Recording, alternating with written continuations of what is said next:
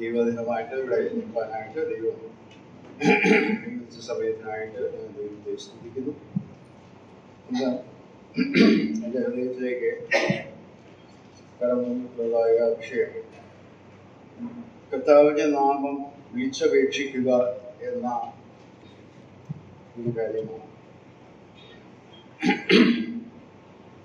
കർത്താവിൻ്റെ നാമം വിളിച്ചപേക്ഷിക്കുക എന്ന വാക്കുകൊണ്ട് തിരുവഴുത്തില് അർത്ഥമാക്കുന്നത് പ്രധാനമായും പ്രാർത്ഥിക്കുക എന്ന് തന്നെയാണ്. എന്ന് പറഞ്ഞാൽ ദൈവത്തോട് കാര്യങ്ങൾ വിളിച്ച് അറിയിക്കുക എന്ന് തന്നെയാണ്. എന്നാൽ മറ്റു ഒരർത്ഥം കൂടി അതിനുണ്ട്. അത് വേദപുസ്തകത്തിലെ ഭാഗങ്ങൾ വായിച്ച് നമുക്ക് മനസ്സിലാക്കാൻ ശ്രമിക്കും.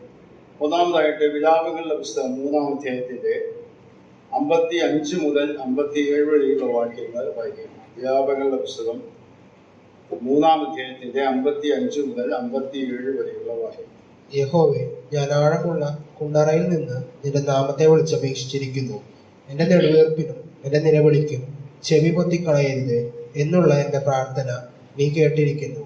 ഞാൻ നിന്നെ വിളിച്ചപേക്ഷിച്ച നാളിൽ നീ അടുത്തു വന്നു, ഭയപ്പെടേണ്ട എന്ന് പറഞ്ഞു. ഇവിടെ വിലാപങ്ങളുടെ പുസ്തകത്തിന്റെ പശ്ചാത്തലം നമുക്കറിയാം. യെരുശലേം നഗരത്തിന്റെ ആ ശൂന്യാവസ്ഥ ബാബേൽ രാജാവിന്റെ ആക്രമണത്തിൽ നശിപ്പിക്കപ്പെട്ടതാണ്. ആ വിശുദ്ധ നഗരത്തെ കുറിച്ചുള്ളതായ ഒരു വിലാപമാണ് യിരെമ്യാവ് നടത്തുന്നത്. അതിന്റെ മധ്യത്തിൽ യിരെമ്യാവ് പറയുകയാണ്, ഞാൻ വളരെ ആഴമുള്ള ഒരു കുഴിയിൽ നിന്ന് അല്ലെങ്കിൽ അഗാധ ഗർത്തത്തിൽ നിന്ന് നിന്നെ വിളിച്ചപേക്ഷിക്കുന്നു, നിന്റെ നാമത്തെ വിളിച്ചപേക്ഷിച്ചിരിക്കുന്നു. എൻ്റെ നെടുവീർപ്പിനും എൻ്റെ നിലവിളിക്കും ചെവി പൊത്തിക്കളയരുത് എന്നുള്ള എൻ്റെ പ്രാർത്ഥന നീ കേട്ടിരിക്കുന്നു. ഞാൻ നിന്നെ വിളിച്ചപേക്ഷിച്ച നാളിൽ നീ അടുത്തു വന്നു, ഭയപ്പെടേണ്ട എന്ന്. ഇവിടെ വിളിച്ചപേക്ഷിക്കുക എന്ന വാക്കിനെ കൊടുത്തിരിക്കുന്നതായ ഒരു വിശദീകരണം ആരും സഹായിക്കുവാനില്ലാത്ത ഒരവസ്ഥയിൽ അഗാധമായ കുഴിയിൽ പറയുന്നതാണ് മലയാളത്തിൽ തർജ്ജമ വന്നിട്ടുള്ളത്. എന്ന് ശരിയായ അഗാധ ഗർത്തത്തിൽ എന്നാണ് ആ വാക്കിന്റെ അർത്ഥം ഉദ്ദേശിക്കുന്നത്. എന്ന് പറഞ്ഞാൽ ആരും വന്ന് പെട്ടെന്ന് സഹായിക്കാൻ കഴിയാത്ത സാഹചര്യത്തിലും മാത്രമല്ല അവിടെ വായിക്കുന്നത് നെടുവീർപ്പിനും എൻ്റെ നിലവിളി. ജീവിതത്തിന്റെ പ്രത്യേകമായ സാഹചര്യങ്ങളിലൊക്കെ എന്ത് ചെയ്യേണ്ടതെന്നറിയാത്ത സമയത്ത് വിളിച്ചപേക്ഷിക്കുന്ന ഒരു വ്യക്തിയുടെ ചിത്രമാണ് ഇവിടെ യിരെമ്യാവ് കാണുന്നത്. അതിനുശേഷം പറയുന്നത്, ഞാൻ വിളിച്ചപേക്ഷിച്ച നാളിൽ നീ അടുത്തു വന്നു, ഭയപ്പെടേണ്ട എന്ന്. യഹോവയോടാണ് വിളിച്ചപേക്ഷിച്ചത്, അഥവാ ദൈവത്തോടാണ് വിളിച്ചപേക്ഷിച്ചത്. ദൈവം വന്ന് ഭയപ്പെടേണ്ട എന്ന് പറഞ്ഞ് തന്നെ ശക്തീകരിക്കുന്ന ഒരു കാര്യമായിട്ടാണ്. അപ്പൊ കർത്താവിന്റെ നാമം വിളിച്ചപേക്ഷിക്കുക എന്ന് പറഞ്ഞാൽ പ്രാഥമികമായ അർത്ഥം അത് തന്നെയാണ്. രണ്ടാമതൊരു അർത്ഥം കൂടി അതിനെ ചൂണ്ടിക്കാണിക്കാൻ ഞാൻ ആഗ്രഹിക്കുന്നു. യെശയ്യാപ്രവചനം 12-ാം അധ്യായം.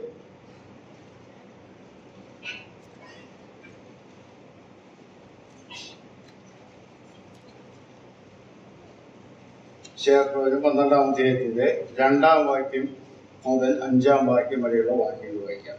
ഇതാ ദൈവം എന്റെ രക്ഷ, യഹോവയായ എന്റെ ബലവും എന്റെ ഗീതവും ആയിരിക്കൊണ്ടും അവൻ എന്റെ രക്ഷയായി തീർന്നിരിക്കൊണ്ടും ഞാൻ ഭയപ്പെടാതെ ആശ്രയിക്കും. അതുകൊണ്ട് നിങ്ങൾ സന്തോഷത്തോടെ രക്ഷയുടെ ഉറവുകളിൽ നിന്ന് വെള്ളം കോരും. അന്നാളിൽ നിങ്ങൾ പറയുന്നത്, യഹോവയ്ക്ക് സ്തോത്രം ചെയ്യുവിൻ, അവന്റെ നാമത്തെ വിളിച്ചപേക്ഷിക്കും, ജാതികളുടെ ഇടയിൽ അവന്റെ പ്രവർത്തികളെ അറിയിപ്പിൻ, അവന്റെ നാമം ഉന്നതമായിരിക്കുന്നു എന്ന് പ്രസ്താവിപ്പിൻ. യഹോവയ്ക്ക് കീർത്തനം ചെയ്യുവിൻ, അവൻ ശ്രേഷ്ഠമായത് ചെയ്തിരിക്കുന്നു, ഇത് ഭൂമിയിൽ എല്ലായിടവും പ്രസിദ്ധമായി വളരട്ടെ. 5-ാം വാക്യം വരെ മതി. 4-ാം വാക്യം വായിക്കുന്നു, അന്നാളിൽ നിങ്ങൾ പറയുന്നത്, യഹോവയ്ക്ക് സ്തോത്രം ചെയ്യുവിൻ, അവന്റെ നാമത്തെ വിളിച്ചപേക്ഷിക്കും. ഇവിടെ വിളിച്ചപേക്ഷിക്കുന്നതിന്റെ മറ്റൊരു തലം ദൈവത്തെ ആരാധിക്കുന്ന, ദൈവത്തെ സ്തുതിക്കുന്ന സന്തോഷത്താൽ. ഇത് പ്രവചനപരമായിട്ട് ഇസ്രായേലിനോട് ബന്ധപ്പെട്ട് ഭാവിയിൽ സംഭവിക്കും എന്ന് നമുക്കറിയാം. എന്നാൽ ആ ആശയം അവിടുന്ന് എടുക്കാനായിട്ടാണ് ഞാൻ ഈ വാക്യം വായിച്ചത്. അപ്പോൾ ഈ രണ്ടർത്ഥത്തിലാണ് തിരുവഴുത്തിൽ വിളിച്ചപേക്ഷിക്കുക എന്ന വാക്ക് ഉപയോഗിച്ചതായിട്ട് നമുക്ക് മനസ്സിലാക്കാൻ സാധിക്കും. സങ്കീർത്തനങ്ങൾ വായിച്ചാൽ വളരെയധികം പ്രാവശ്യം ആവർത്തിച്ചു വരുന്ന വാക്കാണ് ഞാൻ നിന്നെ വിളിച്ചപേക്ഷിക്കുന്നു എന്നുള്ള കാര്യം നമുക്കറിയാം. തിരുവഴുത്തില് എവിടെയാണ് ആദ്യമായിട്ട് ഈ ഭാഗം വരുന്നത് എന്ന് നിങ്ങൾ ശ്രദ്ധയിലേക്ക് കൊണ്ടുവരാൻ ഞാൻ ആഗ്രഹിക്കുന്നു. ഉൽപ്പത്തി പുസ്തകം 4-ാം അധ്യായം.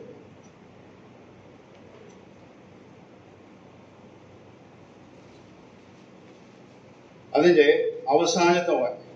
ഉൽപ്പത്തി പുസ്തകം 4-ാം അധ്യായത്തിന്റെ 26-ാമത്തെ വാക്യം. ശേത്തിനും ഒരു മകൻ ജനിച്ചു, അവന് ഏനോശ് എന്ന് പേരിട്ടു. ആ കാലത്ത് യഹോവയുടെ നാമത്തിലുള്ള ആരാധന തുടങ്ങി. നമ്മുടെ മലയാളം തർജ്ജമയില് ആരാധന തുടങ്ങി എന്നാണ് എഴുതിയിട്ടുള്ളത്.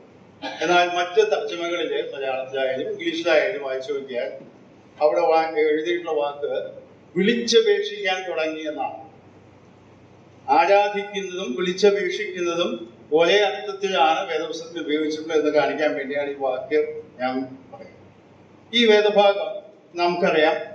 ഈ 4-ാം അധ്യായത്തിന്റെ പശ്ചാത്തലം നമ്മുടെ ശ്രദ്ധയിലേക്ക് ഞാൻ പെട്ടെന്ന് കൊണ്ടുപോയിട്ട്, 4-ാം അധ്യായത്തിൽ കയ്യിനും ഹാബേലും വഴിപാട് കഴിക്കുന്നു. അതിന്റെ പ്രശ്നങ്ങളൊക്കെ അറിയാം. അവസാനം ദൈവത്തിന്റെ മുന്നറിയിപ്പ് ലഭിച്ചിട്ടും കയ്യിൽ കോപിച്ച് തന്റെ അനുജനായ ഹാബേലിനെ കൊന്നുകളഞ്ഞു.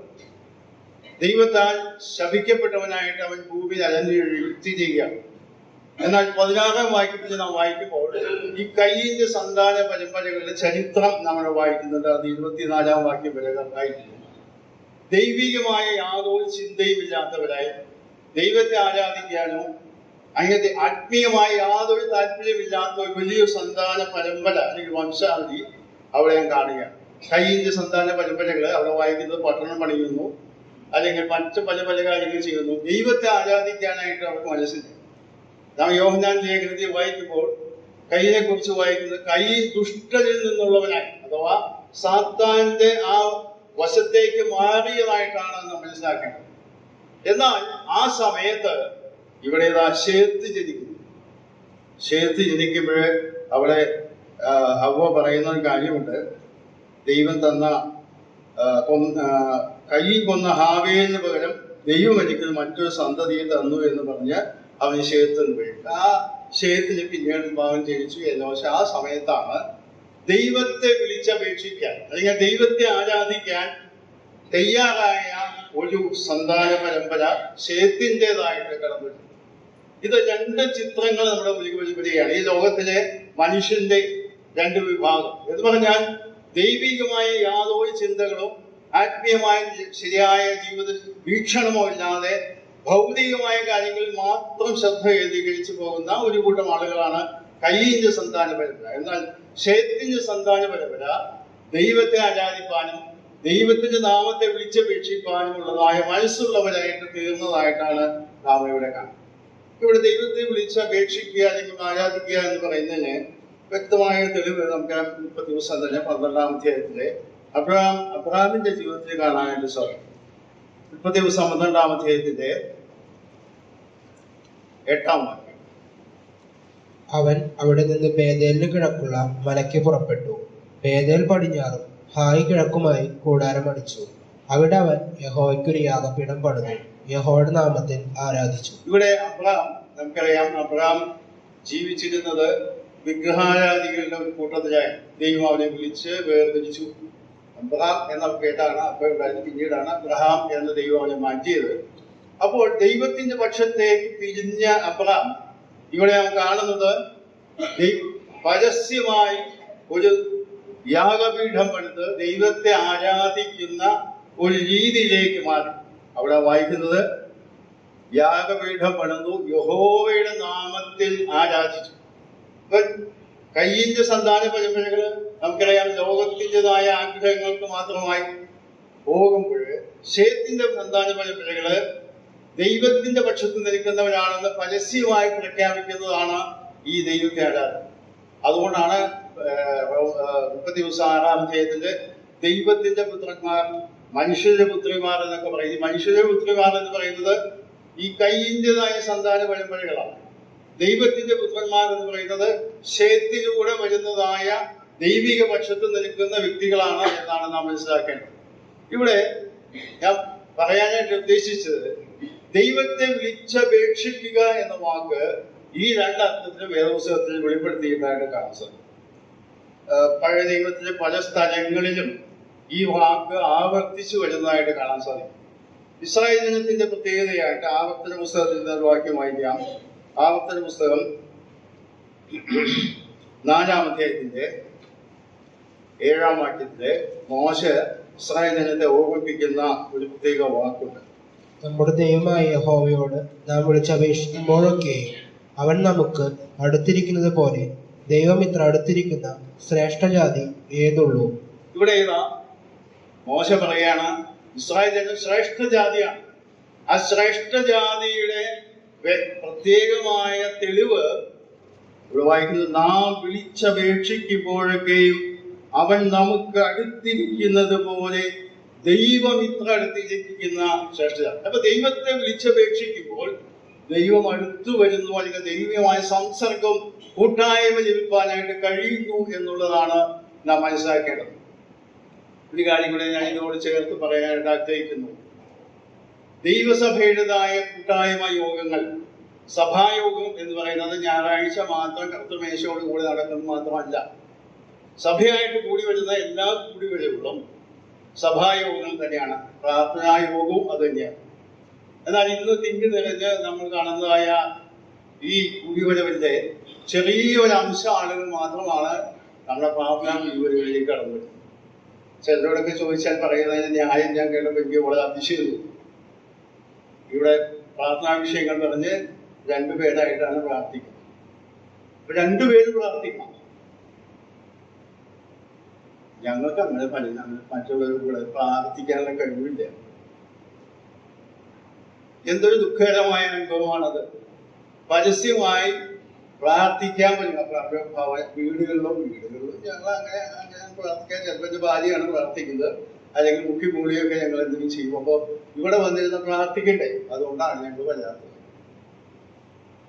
വളരെ ദുഃഖകരമായ ഒരു മറുപടിയാണ്. എന്ന് പറഞ്ഞാല് ഒരു ദൈവവിശ്വാസിക്ക് ദൈവത്തെ വിളിച്ചപേക്ഷിക്കാൻ, പ്രാർത്ഥിക്കാൻ കഴിവില്ല എന്ന് പറഞ്ഞാൽ ആ വ്യക്തി യഥാർത്ഥത്തിൽ രക്ഷിക്കപ്പെട്ടവനാണോ എന്ന് പോലും ചിന്തിക്കേണ്ടതാണ്. സ്ഥാനപ്പെട്ടിട്ടുണ്ടായിരിക്കാം, സഭായോഗങ്ങൾക്ക് അടുത്ത് ഞായറാഴ്ച വരുന്നുണ്ടായിരിക്കും, പക്ഷേ പ്രാർത്ഥിക്കാൻ പോലും അവന് കഴിയുന്നില്ല എന്ന് പറഞ്ഞാൽ, ദൈവത്തെ അവിടെ വിളിച്ചപേക്ഷിക്കുവാൻ കഴിയുന്നില്ലെങ്കിൽ ദൈവമായിട്ടുള്ള കൂട്ടായ്മ എത്രത്തോളമാണ്. ഇവിടെ ഇസ്രായേൽ ജാതിയെ കുറിച്ച് പറയുന്നത് ഇവിടെ ശ്രദ്ധിക്കുക. നമ്മുടെ ദൈവമായ യഹോവയെ നാം വിളിച്ചപേക്ഷിക്കുമ്പോഴൊക്കെ അവൻ നമുക്ക് അടുത്തിരിക്കുന്നത് പോലെ ദൈവം ഇത്ര അടുത്തിരിക്കുന്ന ശ്രേഷ്ഠ ജാതിയത്. വളരെ മനോഹരമായ രീതിയിലാണ് മോശ ഈ കാര്യം അവതരിപ്പിക്കുന്നതായിട്ട് ഞാൻ കാണും. ഞാൻ തുടർന്ന് പെട്ടെന്ന് മുമ്പോട്ട് പോകാൻ ആഗ്രഹിക്കുകയാണ്. പുതിയ നിയമത്തിലേക്ക് നാം കടന്നു വരുമ്പോൾ കാണുന്ന പുതിയ നിയമത്തിൽ പഴയ നിയമത്തിലെ ചില വാക്യങ്ങൾ കൂടെ ഞാൻ നിങ്ങളുടെ മുമ്പിൽ വായിച്ചു കേൾപ്പിക്കാൻ ആഗ്രഹിക്കുന്നു. അപ്പോസ്തല പ്രവൃത്തി 2-ാം അധ്യായത്തിന്റെ അപ്പോസ്തലനായ പൗലോസ് ചെയ്യുന്ന പെന്തക്കോസ്ത് നാളിൽ ചെയ്യുന്ന പ്രസംഗത്തിലെ ഭാഗമാണ് അപ്പോസ്തല പ്രവൃത്തി 2-ാം അധ്യായത്തിന്റെ 21-ാമത്തെ വാക്യം. എന്നാൽ കർത്താവിന്റെ നാമം വിളിച്ചപേക്ഷിക്കുന്നവൻ ഏവനും രക്ഷിക്കപ്പെടും എന്ന് ദൈവം അരുളി ചെയ്യുന്നു. ഇവിടെ പെന്തക്കോസ്ത് നാളിലുണ്ടായ സംഭവമൊക്കെ നമുക്ക് അതിന് മുമ്പുള്ള വാക്യങ്ങൾ വായിച്ചാൽ മനസ്സിലാക്കാൻ കഴിയും. പരിശുദ്ധാത്മാവ് ആളത്വപരമായി ഈ ഭൂമിയിലേക്ക് ഇറങ്ങി വന്നു. അതിന്റെ അടയാളമായിട്ട് അവിടെ അന്യഭാഷ സംസാരിച്ചു, ഒക്കെ ബഹളമൊക്കെ ഉണ്ടായപ്പോൾ ആളുകൾ കളിയാക്കാൻ തുടങ്ങി. പരിഹസിച്ച് പറഞ്ഞപ്പോഴേ പത്രോസ് അതിനെ ന്യായം പറഞ്ഞ ഭാഗമാണ് ഈ പ്രസംഗത്തിന്റെ ഭാഗം. യോവേൽ പ്രവചനത്തിൽ ഉദ്ധരണി ധരിച്ചുകൊണ്ടാണ് ഇവിടെ പറയുന്നത്, കർത്താവിന്റെ നാമം വിളിച്ചപേക്ഷിക്കുന്നവൻ ഏവനും രക്ഷിക്കപ്പെടും എന്ന് ദൈവം ആരംഭിച്ചു. അപ്പോൾ രക്ഷിക്കപ്പെടുവാനായിട്ട് നാം ആദ്യം ചെയ്യുന്നത് കർത്താവിന്റെ നാമം വിളിച്ചപേക്ഷിക്കുക എന്നുള്ളത് തന്നെയാണ്. ഇത് യോവേൽ പ്രവചനത്തിൽ പറയുന്നു, ഇത് പത്രോസാണ് ഉദ്ധരിക്കുന്നത്. അപ്പോസ്തലൻ പൗലോസും ഇതേ വാക്യം റോമാലേഖനം 10-ാം അധ്യായത്തിൽ ഉദ്ധരിക്കുന്നുണ്ട്. കർത്താവിന്റെ നാമം വിളിച്ചപേക്ഷിക്കുന്നവൻ ഏവൻ രക്ഷിക്കപ്പെടും എന്നുണ്ടല്ലോ എന്ന് പറഞ്ഞുകൊണ്ട് താനും ഈ വാക്യം ഉദ്ധരിക്കുന്നതായിട്ട് കാണാൻ സാധിക്കും. അഥവാ പ്രധാനപ്പെട്ട അപ്പോസ്തലന്മാരായ 2 പേരും ഈ വാക്യം യോവേൽ പ്രവചനത്തിൽ ഉദ്ധരിച്ചുകൊണ്ട് പറയുന്നത് കർത്താവിന്റെ നാമം വിളിച്ചപേക്ഷിക്കുമ്പോഴാണ് രക്ഷിക്കപ്പെടുക എന്നുള്ളത്. ഇനി നാം പെട്ടെന്ന് അപ്പോസ്തല പ്രവൃത്തികളുടെ 1-2 വാക്യങ്ങളോട് വായിച്ച് കേൾപ്പിച്ചില്ല. 7-ാം അധ്യായത്തിലേക്ക് സ്തെഫാനോസിന്റെ കല്ലെറിഞ്ഞ് കൊല്ലപ്പെടുന്ന രംഗമാണ്. അപ്പോസ്തല പ്രവൃത്തി 7-ാം അധ്യായം അതിന്റെ 59 60 വാക്യം. കർത്താവായ യേശുവെ, എന്റെ ആത്മാവിനെ കൈക്കൊള്ളണമേ എന്ന് സ്തെഫാനോസ് വിളിച്ചപേക്ഷിക്കുകയും അവർ അവനെ കല്ലെറിഞ്ഞു. അവനോ മുട്ടുകുത്തി, കർത്താവെ, അവർക്ക് ഈ പാപം നിർത്തരുത് എന്ന് ഉച്ചത്തിൽ നിലവിളിച്ചു. ഇത് പറഞ്ഞിട്ട് അവൻ നിദ്ര പ്രാപിച്ചു. ഇവിടെ ശ്രദ്ധിക്കുക, ഒന്നാമത്തെ രക്തസാക്ഷിയായിട്ട് നമ്മുടെ ചരിത്രത്തിൽ രേഖപ്പെടുത്തി കിട്ടിയിട്ടുള്ളതായ സ്തെഫാനോസിന്റെ കാര്യമാണ് ഇവിടെ കാണാം. കല്ലെറിഞ്ഞ് കൊല്ലപ്പെടുമ്പോൾ മരണസമയത്ത് ഇത്രയും തീവ്രമായ വേദന അനുഭവിക്കുന്നു. അപമാനിക്കപ്പെട്ട് കൊല്ലപ്പെടുമ്പോഴും കർത്താവിന്റെ നാമത്തെ വിളിച്ചപേക്ഷിച്ചുകൊണ്ടാണ് അവൻ പറയുന്നത് കർത്താവായ യേശുവേ, എന്റെ ആത്മാവിനെ കൈക്കൊള്ളണമേ എന്ന സ്തെഫാനോസ് വിളിച്ചപേക്ഷിക്കുകയും അവർ അവനെ കല്ലെറിഞ്ഞു. പിന്നെ നാം വായിക്കുന്നത് ഉച്ചത്തിൽ വിളിച്ച് പറയാൻ നിദ്ര പ്രാപിച്ചു. മരിക്കാൻ പോകുന്ന സമയത്തും സ്തെഫാനോസ് കർത്താവിനെ വിളിച്ചപേക്ഷിക്കുന്നവനായി. അപ്പോസ്തല പ്രവൃത്തിയെല്ലാം വായിച്ചാൽ പല സ്ഥലങ്ങളിലും ആദിമ വിശ്വാസികൾക്ക് ഉള്ളായിരുന്ന ഒരു വിശേഷണ പദമായിരുന്നു കർത്താവിനെ വിളിച്ചപേക്ഷിക്കുന്നവരാണ്. 9-ാം അധ്യായത്തിലേക്ക് കടന്നു വരാൻ പെട്ടെന്ന്. അപ്പോസ്തല പ്രവൃത്തി 9-ാം അധ്യായം. അവിടെ അനന്യാസിനെ ശൗലിന്റെ അടുക്കിലേക്ക് പറഞ്ഞയക്കുന്ന രംഗമാണ് നാം കാണുന്നത്. അപ്പോസ്തല പ്രവൃത്തി 9-ാം അധ്യായത്തിന്റെ 13-ഉം 14-ഉം വാക്യം. അതിനാൽ അനന്യാസ്, കർത്താവെ, ആ മനുഷ്യൻ യെരൂശലേമിൽ നിന്റെ വിശുദ്ധന്മാർക്ക് എത്ര ദോഷം ചെയ്തു എന്ന് പലരും പറഞ്ഞു ഞാൻ കേട്ടിരിക്കുന്നു. ഇവിടെയും നിന്റെ നാമത്തെ വിളിച്ചപേക്ഷിക്കുന്നവരെയൊക്കെയും പിടിച്ചു കെട്ടുവാൻ അവന് മഹാപുരോഹിതന്മാരുടെ അധികാരപത്രം ഉണ്ട് എന്ന് ഉത്തരം പറഞ്ഞു. ഇവിടെ ശ്രദ്ധിക്കുക, അനന്യാസ് കർത്താവിനോട് പറയുകയാണ്, ദൈവത്തോട് പറയുകയാണ്, ഈ മനുഷ്യന്റെ അടുത്തേക്കാണ് ഞാൻ പോകേണ്ടത്, ശൗലിന്റെ അടുത്തേക്ക്. ഈ ശൗലിനെ കുറിച്ച് വായിക്കുന്നത് ഇവിടെ പറയുന്നത് വിശുദ്ധന്മാരുടെ വിശുദ്ധന്മാർ ദൈവമക്കൾ വിശുദ്ധന്മാർക്ക് എത്ര ദോഷം ചെയ്തു. എന്നിട്ട് ആ വിശുദ്ധന്മാരെ വിശേഷിപ്പിക്കുന്ന മറ്റൊരു പദപ്രയോഗം അവിടെ കാണുന്നത്, ഇവിടെയും നിന്റെ നാമത്തെ വിളിച്ചപേക്ഷിക്കുന്നവരെ ഒക്കെയും പിടിച്ചു കെട്ടുവാൻ അവന് അധികാരം. അപ്പോൾ അനന്യാസ് വിശേഷിപ്പിക്കുന്നത് ദൈവമക്കൾ എന്ന് പറഞ്ഞ് കർത്താവിനെ വിളിച്ചപേക്ഷിക്കുന്ന ഒരു കൂട്ടരാണ് എന്ന് ആദ്യ നൂറ്റാണ്ടിൽ തന്നെ പരസ്യമായിട്ട് അവിടെ അറിയപ്പെടുന്ന ഒരു കാര്യമാണ്. വിശുദ്ധന്മാരാണ് ഒരു പേര് അവിടെ പറയുന്നത്, വിശുദ്ധന്മാരാണ്. ഈ വിശുദ്ധന്മാരെ കർത്താവിന്റെ നാമത്തെ വിളിച്ചപേക്ഷിക്കുന്നു. നമുക്കറിയാം, സങ്കീർത്തനങ്ങൾ പ്രത്യേകിച്ച് വായിച്ചാൽ വളരെ കഷ്ടതരമായ അനുഭവങ്ങളിൽ കൂടെ കടന്നു പോകുമ്പോഴൊക്കെ വിളിച്ചപേക്ഷിക്കുകയാണ് എന്ന് പറഞ്ഞുകൊണ്ട് കർത്താവെ ഞാൻ നിന്റെ നാമത്തിൽ 130-ാം സങ്കീർത്തനം നമ്മൾ വായിക്കുന്നു, ആഴത്തിൽ ഞാൻ നിന്നോട് നിലവിളിക്കുന്നു എന്ന് പറഞ്ഞുകൊണ്ടാണ് ആ വാക്യം. നിലവിളിക്കുക എന്ന് പറഞ്ഞാൽ അത്ര വേദന കൊണ്ട് കർത്താവിനെ അപേക്ഷിക്കുകയാണ് എന്ന് കാണാനായിട്ട് സാധിക്കും. എന്നാൽ പെട്ടെന്ന് ഞാൻ സമയത്തിന്റെ പരിമിതി കൊണ്ട് മുമ്പോട്ട് പോവുകയാണ്.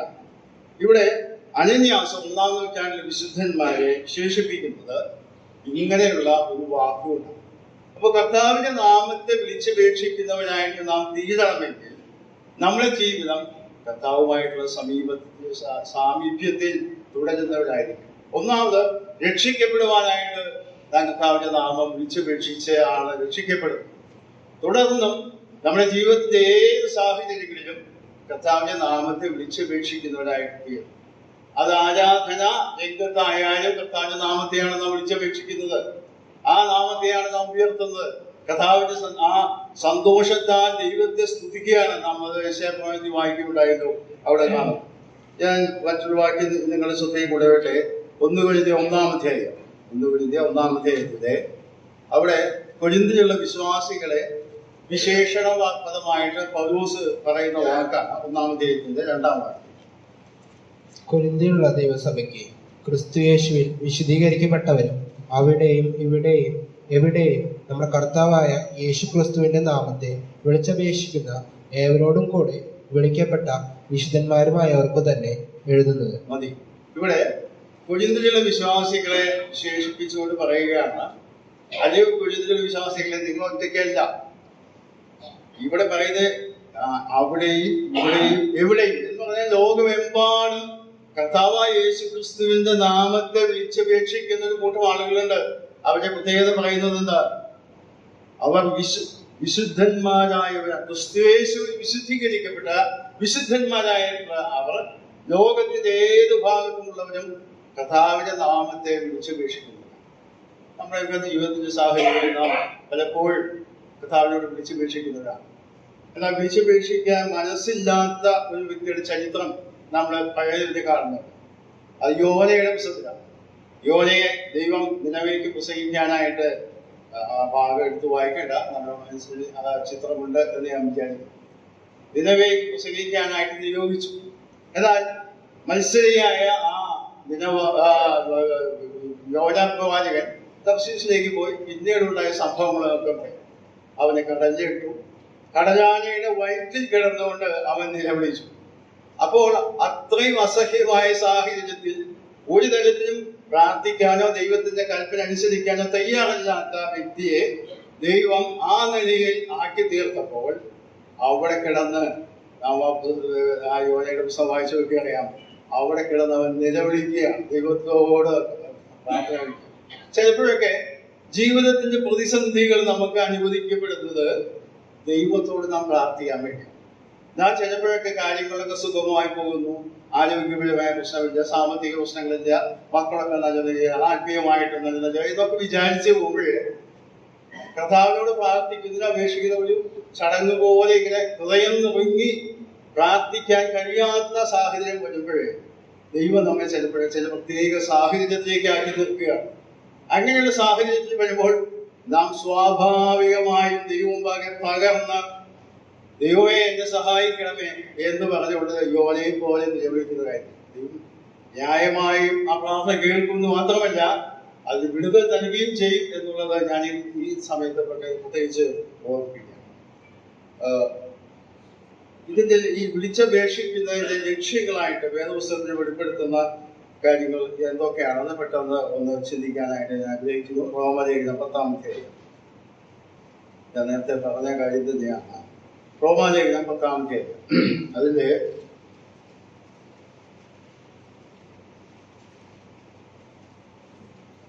12-13 വാക്യം. യഹൂദനെന്നും യവനനെന്നും വ്യത്യാസമില്ല, എല്ലാവർക്കും കർത്താവ് ഒരുവൻ തന്നെ. അവൻ തന്നെ വിളിച്ചപേക്ഷിക്കുന്ന എല്ലാവർക്കും നൽകുവാൻ തക്കവണ്ണം സമ്പന്നനാകുന്നു. കർത്താവിന്റെ നാമത്തെ വിളിച്ചപേക്ഷിക്കുന്ന ഏവനും രക്ഷിക്കപ്പെടും എന്നുണ്ടല്ലോ. ഇവിടെ യോവേൽ പ്രവചനം ഉദ്ധരിച്ചുകൊണ്ട് പൗലോസ് പറയുന്ന വാക്കാണ് രക്ഷിക്കപ്പെടുവാനായിട്ട് കർത്താവിന്റെ നാമത്തെ വിളിച്ചപേക്ഷിക്കും. മുമ്പുള്ള വാക്യങ്ങൾ 9 വാക്യങ്ങൾ നമുക്ക് നന്നായിട്ട് അറിയാം എങ്ങനെയാണ് രക്ഷിക്കപ്പെടുക എന്നുള്ളത് വളരെ വ്യക്തമായിട്ട്. യേശുവിനെ കർത്താവ് എന്ന ഹൃദയത്തിൽ വിശ്വസിക്കണം, ദൈവം അവനെ മരിച്ചവരെ ഉയർത്തെഴുന്നേൽപ്പിച്ചു എന്ന ഹൃദയം കൊണ്ട് വിശ്വസിക്കണം, കർത്താവ് എന്ന് വായ കൊണ്ട് ഏറ്റുപറയണം, ഹൃദയം കൊണ്ട് വിശ്വസിക്കുന്നു, രക്ഷയ്ക്കായി ഏറ്റുപറയുന്നു. ഇതൊക്കെ പറഞ്ഞിട്ട് പറയുന്നതാണ് കർത്താവിന്റെ നാമത്തെ വിളിച്ചപേക്ഷിക്കുന്നവനേവനും രക്ഷിക്കണം. മാത്രമല്ല വിളിച്ചപേക്ഷിക്കുന്നവർക്ക് എല്ലാവർക്കും നൽകുവാൻ തക്കവണ്ണം അവൻ സമ്പന്നനാണ്. ഇവിടെ സമ്പന്നൻ എന്ന സമ്പത്ത് എന്ന് പറയുന്നത് ഭൗതിക സമ്പത്തല്ല എന്ന് നമുക്കറിയാം. ആത്മീയമായ സമ്പത്ത് ലഭിക്കുവാൻ അല്ലെങ്കിൽ സമ്പന്നരാകുവാൻ കർത്താവിന്റെ നാമം വിളിച്ചപേക്ഷിക്കും. പലപ്പോഴും ചിലർക്ക് മനസ്സിലാക്കുന്നത് ദൈവ പഠനങ്ങൾ നമുക്ക് ക്രമീകൃതമായി നടത്തിയാൽ നമ്മൾ വളരെ ആത്മീയമായ ഉൾക്കാഴ്ചയുള്ളവരായിത്തീരും, അറിവുള്ളവരായിത്തീരും എന്നുള്ള വാസ്തവമാണ്. എന്നാൽ ഉൾക്കാഴ്ചയുള്ളവരായി തീരണമെങ്കിൽ ദൈവത്തിന്റെ ആത്മാവ് പ്രവർത്തിച്ചാൽ മാത്രമേ സാധ്യമായുള്ളൂ. അതിനുള്ള ഉപാധി കർത്താവിന്റെ നാമത്തെ വിളിച്ചപേക്ഷിക്കുമ്പോഴാണ് ദൈവികമായ സമ്പത്ത് നമ്മുടെ ഹൃദയങ്ങളിലേക്ക് വരും. കാരണം എഫീസ് ലേഖനത്തിൽ പലപ്പോഴും ഉദ്ധരിക്കുന്ന വാക്കാണല്ലോ, സ്വർഗത്തിലെ സകല ആത്മീക അനുഗ്രഹങ്ങളാൽ യേശു ക്രിസ്തുവിൽ നമ്മെ അനുഗ്രഹിച്ചത്. അങ്ങനെ ദൈവം അനുഗ്രഹിച്ചിട്ടുണ്ട്. എന്നാൽ അത് സ്വായത്തമാക്കാൻ കഴിയണമെങ്കിൽ കർത്താവിന്റെ നാമത്തെ വിളിച്ചപേക്ഷിക്കുന്നവരായി തീരണം എന്ന്. ഈ സമയത്ത് 118-ാം സങ്കീർത്തനത്തിൽ വായിക്കാം. 116-ാം സങ്കീർത്തനം അതിന്റെ 13-ാമത്തെ. ഞാൻ രക്ഷയുടെ പാനപാത്രം എടുത്ത് യഹോവയുടെ നാമം വിളിച്ചപേക്ഷിക്കും.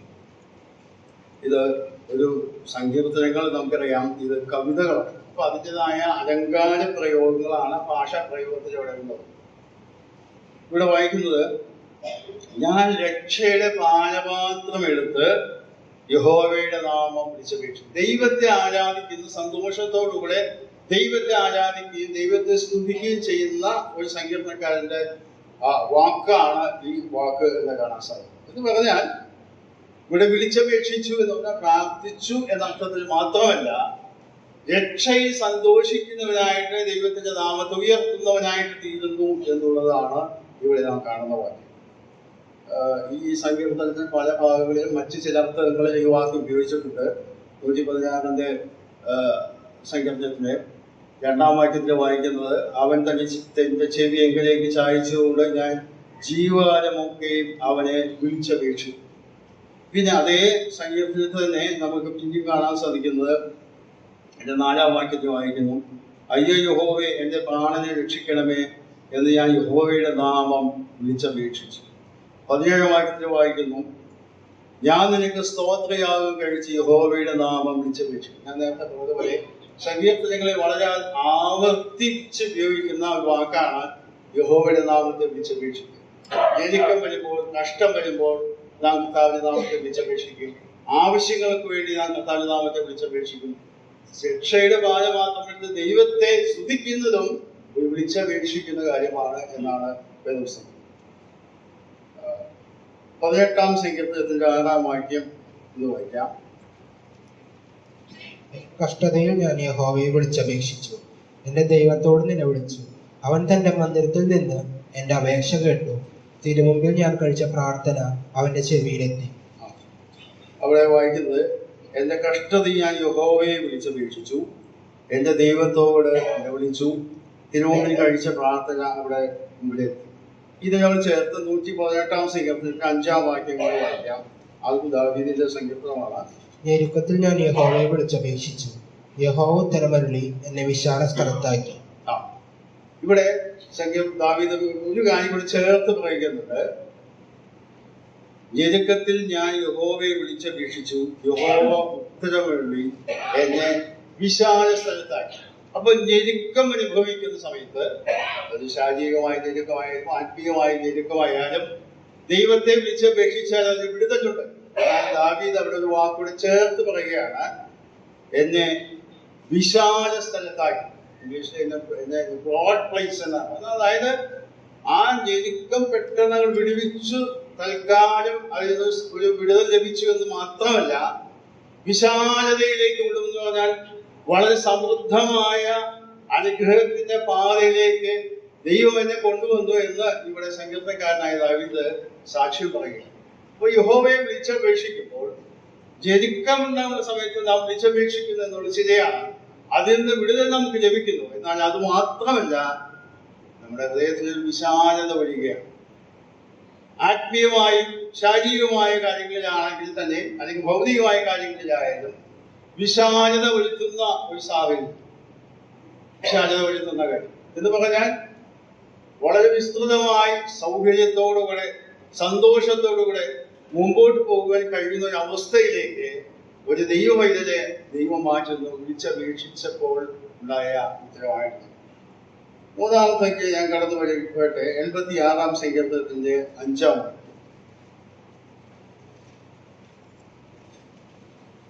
കർത്താവേ, നീ നല്ലവനും ക്ഷമിക്കുന്നവനും നിന്നോട് അപേക്ഷിക്കുന്നവരോടൊക്കെ മഹാദയാലുവുമാകുന്നു. ഇവിടെ ആ വാക്ക് വളരെ ശ്രദ്ധേയമായ വാക്കാണ്. നീ നല്ലവനും ക്ഷമിക്കുന്നവനും നിന്നോട് അപേക്ഷിക്കുന്നവരോടൊക്കെ മഹാദയാലുമാണ്. ഇവിടെ ഈ മഹാദയാലു എന്ന വാക്കിനെ ഞാൻ മറ്റൊരു തരത്തിലുള്ള മലയാളത്തിൽ തന്നെ നോക്കിയിട്ടുണ്ട്. സമൃദ്ധമായി കൃപ കാണിക്കുന്നവനാണ് നീ എന്നാണ്.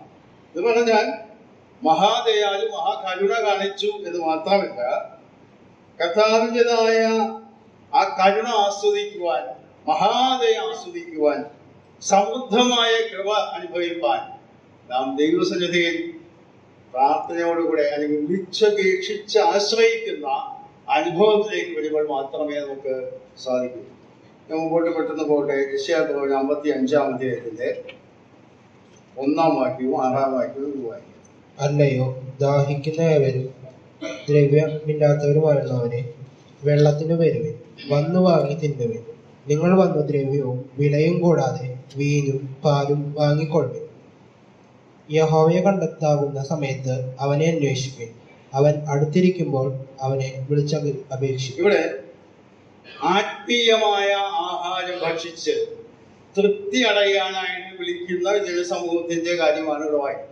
ദാഹിക്കുന്നവരെ, ദ്രവ്യമില്ലാത്തവരെ, വെള്ളത്തിന് വെളിവിൽ വന്നു വാങ്ങി തിരുവിൽ. നിങ്ങൾ വന്ന് ദ്രവ്യവും വിലയും കൂടാതെ വീഞ്ഞും പാലും വാങ്ങിക്കൊള്ളു. ഇതിനെ തുടർന്നുള്ള വാക്യങ്ങൾ വായിച്ചാൽ അത് നമുക്കറിയാം. അതിന്റെ 2-ാം വാക്യത്തിന്റെ അവസാന ഭാഗം, പുഷ്ടഭോജനം കഴിച്ച് ബോധിച്ചു. എന്തുവാൻ? ആത്മീയ ആഹാരം കഴിച്ച് ശക്തി പ്രാപിക്കേണ്ടതിന് വേണ്ടി നാം എന്ത് ചെയ്യണം? ദൈവം വായിക്കണം, ധ്യാനിക്കണം, പഠിക്കണം. പക്ഷേ അതിന്റെ കൂട്ടത്തില് ദൈവത്തോട് വിളിച്ചപേക്ഷിക്കുന്നവനായിട്ടിരിക്കണം. 6-ാം വാക്യത്തിൽ വായിക്കുന്നത് എന്താ? യഹോവയെ കണ്ടെത്താകുന്ന സമയത്ത് അവനെ അന്വേഷിപ്പിൻ, അവൻ അടുത്തിരിക്കുമ്പോൾ അവനെ വിളിച്ചപേക്ഷിക്കും എന്ന് പറഞ്ഞാൽ ആത്മീയമായ ആ ഐശ്വര്യവും ആ സമൃദ്ധി ദൈവികമായ വചനത്തിലൂടെ നമുക്ക് ലഭിക്കണമെങ്കിൽ ദൈവസന്നിധിയെ ദൈവത്തെ വിളിച്ചപേക്ഷിക്കുന്നവരായിട്ട് നാം തീരേണ്ടത് ആവശ്യമാണ്. പലപ്പോഴും നമ്മുടെ ഈ ഇടയിൽ ഈ കാലഘട്ടത്തിൽ ഉള്ളതായ ഒരു വലിയ വ്യതിയാനം ഞാൻ മനസ്സിലാക്കിയിട്ടുള്ളത് ഞാൻ മാത്രമല്ല, ഞാനൊരു വർഷങ്ങൾക്ക് മുമ്പ് വായിച്ച ഒരു ലേഖനത്തിൽ കണ്ടതാണ്, ഇംഗ്ലീഷിലുള്ള ലേഖനം. അത് ഞാനിവിടെ മുമ്പൊരിക്കൽ സൂചിപ്പിച്ചിട്ടുണ്ട്. അത് ഏതൊരു ബൈബിൾ കോളേജിന്റെ ഡീനായിട്ട് പ്രവർത്തിച്ചിരുന്ന ആളാണ്. അദ്ദേഹം പറഞ്ഞതാണ്. അദ്ദേഹം പറഞ്ഞത്, വിദ്യാർത്ഥികളെ വരുന്ന സമയത്ത് ഇന്റർവ്യൂ നടത്തുന്നു. അപ്പോഴും ചോദിക്കും, നിങ്ങൾ എന്തുകൊണ്ടാണ് ദൈവം പഠിക്കാൻ പറ്റും? ഞങ്ങൾക്ക് ദൈവത്തിന് വേണ്ടി പരിജ്ഞാനമില്ല, വേണ്ട വിധത്തിലായ ഒരു പരിജ്ഞാനം ലഭിക്കണം. അങ്ങനെ 3-4 വർഷത്തിന് പഠനത്തിന് ശേഷം ഈ ഇദ്ദേഹം തന്നെ എഴുതിയിട്ടുള്ളത്, ഇവര് തിരിച്ചു പോകാൻ പഠനം കഴിഞ്ഞു. അപ്പോൾ ബിരുദ പഠനം കഴിഞ്ഞപ്പോൾ ഇദ്ദേഹം ഇവിടെ ഇന്റർവ്യൂ ചെയ്യിച്ചു. അപ്പോൾ ഇത്ര നാൾ നിങ്ങൾ പഠിച്ചല്ലോ, ഇത് നിങ്ങളുടെ മനോഭാവത്തിലുണ്ടായ വ്യത്യാസം എന്താണ്? അപ്പോൾ ഞങ്ങൾക്ക് മനസ്സിലായി, കുറേയൊക്കെ കാര്യങ്ങൾ മനസ്സിലായി. ഇനിയും ഞങ്ങൾക്ക് പഠിക്കണം, ഇതിന്റെ കൂടുതൽ കാര്യങ്ങൾ മനസ്സിലാക്കണം.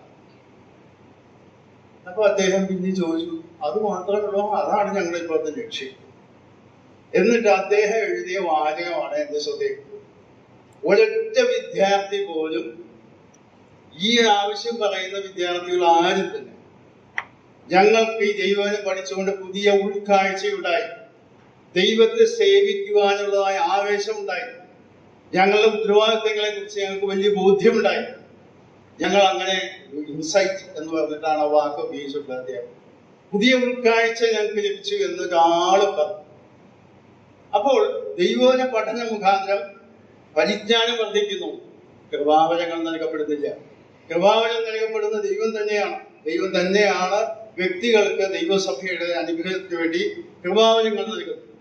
കൃപാവരങ്ങൾ ലഭിച്ച വ്യക്തികൾ ദൈവം പഠിക്കുന്നത് നല്ലതാണ്. എന്നാൽ ദൈവം പഠിക്കുന്നതുകൊണ്ട് കൃപാവരങ്ങൾ നൽകപ്പെടുന്നില്ല. അതാണ് അദ്ദേഹം ഊന്നി പറഞ്ഞ വാക്ക്. ചില വർഷങ്ങൾക്ക് മുമ്പാണ് ഞാനിത് വായിച്ചത്. എനിക്ക് അത് ഒരു 15-20 കൊല്ലം മുമ്പാണ് ഞാനിത് വായിച്ചത്. അപ്പോഴേ അദ്ദേഹം അത് പറഞ്ഞപ്പോൾ ഞാൻ മനസ്സിലാക്കിയത് എന്താ, ദൈവം പഠിക്കുന്നു, ഒരു ഇന്റലക്ച്വലായ അറിവ് ലഭിക്കുന്നു, ഒരു കരിക്കുലം പഠിക്കുന്നു. അല്ലാതെ ആത്മീയമായ ഒരു വെളിച്ചമോ നവോത്ഥാനമോ ആ വ്യക്തിയുടെ ജീവിതത്തിൽ വരുന്നില്ല എന്ന് വളരെ ദുഃഖത്തോടെ ആ ഇന്റർവ്യൂ നടത്തിയ അദ്ദേഹം എഴുതിയതായിട്ട് ഞാൻ വായിച്ചു. അപ്പോൾ അദ്ദേഹം എഴുതിയിട്ടുള്ള അവസാനം, വേർപെട്ട ദൈവജനത്തിന്റെ മധ്യത്തിൽ ഇങ്ങനെ ഒരു വ്യതിയാനം നടന്നുകൊണ്ടിരിക്കുന്നു എന്നുള്ളത് നാം തിരിച്ചറിയണം എന്ന് പറഞ്ഞുകൊണ്ടാണ് ലേഖനം. അദ്ദേഹത്തിന്റെ പേര് എന്താ ഓർമ്മയിലില്ല. ഇപ്പോൾ ഒരു വാക്കിവിടെ ഞാൻ വായിച്ച ഈ ഭാഗം അവസാനിപ്പിക്കാനായിട്ട് ആഗ്രഹിക്കുന്നു. റോമലേഖനത്തിന്റെ നമ്മൾ വായിച്ച ഭാഗം തന്നെയാണ്. റോമലേഖനം 10-ാം അധ്യായത്തിന്റെ 12-ാം വാക്യം. യഹൂദനെന്നും യവനനെന്നും വ്യത്യാസമില്ല, എല്ലാവർക്കും കർത്താവ് ഒരുവൻ തന്നെ. അവൻ തന്നെ വിളിച്ചപേക്ഷിക്കുന്ന എല്ലാവർക്കും നൽകുവാൻ തക്കവണ്ണം സമ്പന്നനാകും. അത് നാം വായിക്കുകയുണ്ടായി, അത് പറയുകയുണ്ടായി. ഞാൻ കർത്താവിന്റെ ആത്മീയ സമ്പത്ത് ആസ്വദിക്കുവാൻ വേണ്ടിയാണ്. അതിനോട് ചേർന്ന് യെശയ്യാ പ്രവചനം 64-ാം അധ്യായത്തിന്റെ 7-ാം വാക്യം കൂടി വായിക്കും. നിന്റെ നാമത്തെ വിളിച്ചപേക്ഷിക്കുന്നവനും നിന്നെ മുറുകെ പിടിപ്പാൻ ഉത്സാഹിക്കുന്നവനും ആരുമില്ല. നിന്റെ മുഖം ഞങ്ങൾ കാണാതെ വണ്ണം നീ മറച്ചുവെച്ച് ഞങ്ങളുടെ അകൃത്യങ്ങൾക്ക് ഞങ്ങളെ ഏൽപ്പിച്ചിരിക്കുന്നു. ഇവിടെ ഉത്സാഹം കുറയുന്ന ഒരു കുറ്റമാണ്. ദൈവിക സമ്പത്ത് നൽകാൻ ദൈവം തയ്യാറാണ്. അത് ആസ്വദിക്കുവാനും നാം ചിലപ്പോൾ മനസ്സ് വെച്ചേക്കാം. എന്നാൽ ഉണ്ടാകുന്ന കാര്യം, ഇവിടെ ഉത്സാഹിക്കുന്നവന് നിന്റെ നാമത്തെ മുറുകെ പിടിക്കാൻ കഴിയാത്ത ചില ആളുകളുണ്ട്. അതിന്റെ കാരണം ഇവിടെ പറയുന്നതോ തൊട്ടുമുമ്പുള്ള വാക്യങ്ങളൊക്കെ വായിച്ചാൽ മനസ്സിലാകും. അവരുടെ ജീവിതത്തിൽ രഹസ്യമായ പാപങ്ങൾ അവരെ പിന്തിരിപ്പിക്കുന്നുണ്ടായിരുന്നു. അതിൽ നിന്ന് വിടുതൽ പ്രാപിക്കണമെങ്കിൽ ഇവിടെ അവിടെ പറയുന്ന വാക്ക് എന്താ? നിന്റെ നാമത്തെ വിളിച്ചപേക്ഷിക്കുന്നവനും നിന്നെ മുറുകെ പിടിക്കാൻ ഉത്സാഹിക്കുന്നവനും ആരും. ദൈവത്തിന്റെ നാമത്തെ വിളിച്ചപേക്ഷിക്കുകയും ദൈവത്തിന്റെ നാമത്തെ മുറുകെ പിടിക്കുകയും ചെയ്യുവാനുള്ള ഉത്സാഹം നമുക്കുണ്ടായാൽ മാത്രമേ പാപം ജീവിതത്തിലുള്ളത് നമുക്ക് തിരിച്ചറിയാൻ കഴിയൂ, അതിനെ ഏറ്റുപറഞ്ഞ് ഉപേക്ഷിക്കാൻ കഴിയൂ, അതിനെ അതിജീവിക്കുവാനുള്ള ദൈവകൃപ ദൈവത്തിന് ലഭിക്കാൻ കഴിയും.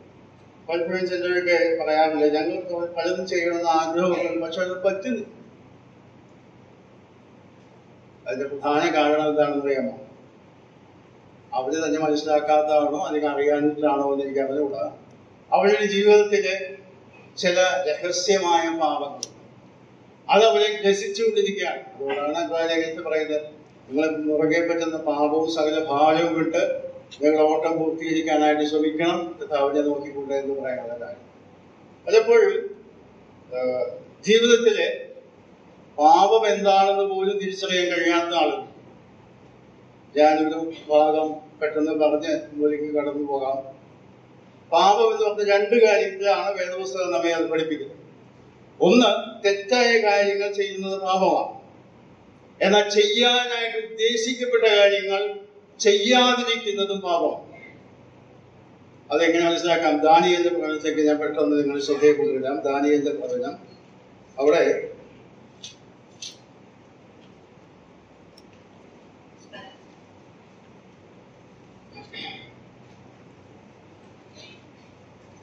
ആറാം അധ്യായത്തിലാണ് ദാനിയേലിന്റെ പ്രവചനം, ആറാം അധ്യായം. അവിടെ ദാനിയേലിനെ കുറിച്ച് പറയുന്ന വാക്ക് ഇങ്ങനെയാണ്, അതിന്റെ 4-ാം വാക്യം. ആകയാൽ അധ്യക്ഷന്മാരും പ്രധാന ദേശാധിപന്മാരും രാജ്യം സംബന്ധിച്ച് ദാനിയേലിന് വിരോധമായി കാരണം കണ്ടെത്തുവാൻ അന്വേഷിച്ചു. എന്നാൽ യാതൊരു കാരണവും കുറ്റവും കണ്ടെത്തുവാൻ അവർക്ക് കഴിഞ്ഞില്ല. അവൻ വിശ്വസ്തനായിരുന്നത് കൊണ്ട് ഒരു തെറ്റും കുറ്റവും അവനിൽ കണ്ടെത്തിയില്ല. അവിടെ ശ്രദ്ധിക്കുക, 2 വാക്കാണ് അവിടെ, തെറ്റും കുറ്റവും കണ്ടെത്തിയില്ല. അപ്പോൾ ഇവിടെ കുറ്റം എന്ന വാക്കിന് മറ്റ് ഇംഗ്ലീഷിലൊക്കെ ഉപയോഗിച്ചിരുന്ന വാക്ക് അവൻ ചെയ്യാൻ ഉദ്ദേശിക്കപ്പെട്ടതായ ഉത്തരവാദിത്തങ്ങൾ വിഘ്നം വരുത്താത്തവൻ എന്നുള്ള അർത്ഥത്തിലാണ് ആ വാക്ക് ഉപയോഗിച്ചത്. എന്ന് പറഞ്ഞാൽ പാപം എന്ന് പറയുന്നത് തെറ്റ് ചെയ്യാതിരിക്കുക എന്നുള്ള പാപം തെറ്റ് ചെയ്യുന്നതാണ്, അല്ലെങ്കിൽ തെറ്റ് ചെയ്യാതിരിക്കാൻ ഞാൻ ശ്രമിക്കണം എന്ന് പറയുന്നത് പോലെ തന്നെ ഞാനൊരു സർക്കാർ ഉദ്യോഗസ്ഥനായിട്ട് ജോലി ചെയ്തിരുന്ന ആളാണ്. അപ്പോൾ എനിക്കറിയാം, നാം ചില ഉത്തരവാദിത്തങ്ങൾ നമുക്ക് ഏൽപ്പിക്കപ്പെട്ടിട്ടുണ്ട്. ആ ഉത്തരവാദിത്തങ്ങൾ വേണ്ട വിധത്തിൽ നിർവഹിക്കുന്നില്ലെങ്കിൽ അത് കുറ്റമായിട്ട് വരും. ഇംഗ്ലീഷിൽ ഒരു ഫ്രേസ് ഉണ്ട്, without no commission and omission എന്ന് പറഞ്ഞാൽ കമ്മിറ്റ് ചെയ്തിട്ടുള്ള കാര്യങ്ങളും ഒമിറ്റ് ചെയ്ത കാര്യങ്ങളും ദാനിയേലിന്റെ ജീവിതത്തിൽ അതാണ് പാപം എന്ന വാക്കുകൊണ്ട് ഉദ്ദേശിക്കുന്നത്. 2 തരത്തിലാണ്. ഒന്ന്, ചെയ്യാൻ പാടില്ലാത്ത കാര്യങ്ങൾ ചെയ്യുന്നതും ചെയ്യാൻ ഉദ്ദേശിക്കപ്പെട്ട കാര്യങ്ങൾ ചെയ്യാതിരിക്കുന്നതും ഒരുപോലെ ദൈവസന്നിധിയിലാണ്. പ്രിയമുള്ളവരെ, നാം രഹസ്യപാപങ്ങൾ അതിജീവിക്കാൻ നമുക്ക് ആവശ്യമുണ്ട്. ജീവിതത്തിലെ ദൈവം മുമ്പാകെ നാം കുറ്റക്കാരായി തീരാതിരിക്കാൻ വേണ്ടി, കുറ്റം ചെയ്യുന്നില്ല, ഞാൻ തെറ്റൊന്നും ചെയ്യുന്നില്ല എന്ന് നമ്മൾ പറയുന്നുണ്ടെങ്കിൽ തന്നെ ഞാനും നിങ്ങളും ചെയ്യുവാൻ ദൈവസന്നിധിയിൽ ഉദ്ദേശിക്കപ്പെട്ട ദൈവവചനം നമ്മോട് അനുശാസിക്കുന്ന ദൈവത്തിന്റെ പരിശുദ്ധാത്മാവ് നമ്മെ ബോധ്യപ്പെടുത്തുന്ന നമുക്ക് വ്യക്തമായി അറിയാവുന്ന കാര്യങ്ങൾ ചെയ്യാതിരിക്കുന്നത് തെറ്റാണ്, അതാണ് കുറ്റമാണ് എന്നാണ്, അത് പാപമായിട്ടാണ് വേദപുസ്തകം. നാം പുതിയ വായിക്കുമ്പോൾ നന്മ ചെയ്യുവാൻ അറിഞ്ഞിട്ടും അത് ചെയ്യാതിരിക്കുന്നത് പാപം. അതായത് ശരിയായ കാര്യം ചെയ്യാൻ അറിഞ്ഞിട്ടും ചെയ്യാതിരിക്കുന്നത് പാപം. അപ്പോൾ എന്തുകൊണ്ടോ നമ്മുടെ ജീവിതത്തിലൊക്കെ മുന്നോട്ടുള്ള ഗമനത്തില് തടസ്സങ്ങൾ വരുന്നത് ഉത്സാഹം നശിക്കുന്നത്, നമ്മൾ വായിച്ചതുപോലെ വായിച്ചതുപോലെ ഉത്സാഹമില്ലാതിരിക്കുന്നതിന്റെ കാരണം അവരുടെ ജീവിതത്തിൽ പാപം. അതിനൊക്കെ അതിജീവിക്കുവാനായിട്ട് ദൈവസന്നിധിയിൽ നാം വിളിച്ചപേക്ഷിച്ച് ഇതങ്ങളുടെ അവസ്ഥ ബോധ്യപ്പെടുത്തുക എന്നതാണ്.